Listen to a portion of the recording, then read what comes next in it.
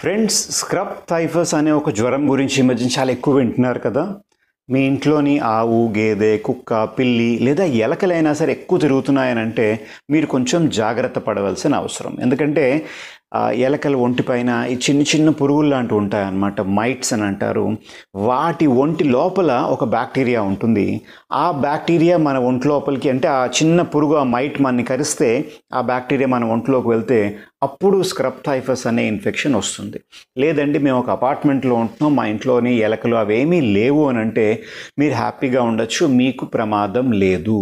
లేదండి మా ఇంట్లో ఎలకలు తిరుగుతున్నాయనంటే ఖచ్చితంగా జాగ్రత్త పడండి. ఎందుకంటే మీకు ఆ పేల్ లాంటి జంతువు కరిచిన ఒక 1 వీక్ లోపల లక్షణాలన్నీ వస్తూ ఉంటాయి అన్నమాట. లక్షణాలు ఏంటుంటాయి?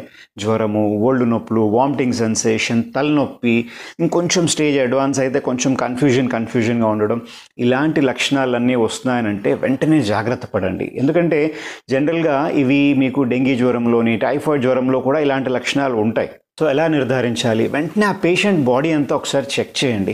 ఎక్కడైనా సరే చాలా చిన్న ఉంటాయండి, ఈ ఫోటోలో కనబడుతున్నట్టు స్కిన్ పైన చిన్న ఏదైనా కరిచిన లక్షణం కనబడుతున్నది, పైన కొంచెం అట్టగట్టినట్టుగా ఉంటుందన్నమాట.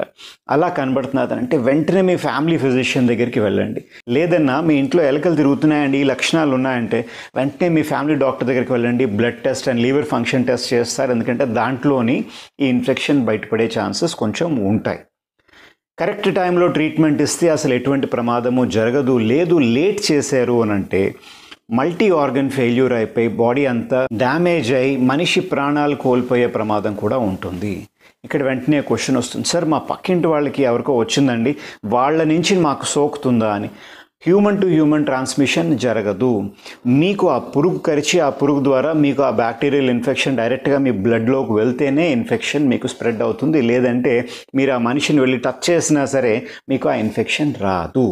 ఎటువంటి జాగ్రత్తలు తీసుకోవాలి సార్ మా ఇంట్లో ఎలకలు తిరుగుతున్నాయనంటే, ఆ ఎలకల్ని ఫస్ట్ ఆఫ్ ఆల్ లోపలికి రానివ్వకుండా కొంచెం బోన్లు అవి పెట్టుకోవడం. రెండోది, ఈ పరుపులు లేదంటే దుప్పట్లు లేదంటే బట్టలు ఎక్కడైతే ఎలకలు కొంచెం తిరిగే ఛాన్స్ ఉందో వాటిని రెగ్యులర్గా గోరువెచ్చని నీటిలో నానపెట్టి కొంచెం డెటాల్ వేసి దాని తర్వాత వాష్ చేయండి ఎండలో పెట్టి.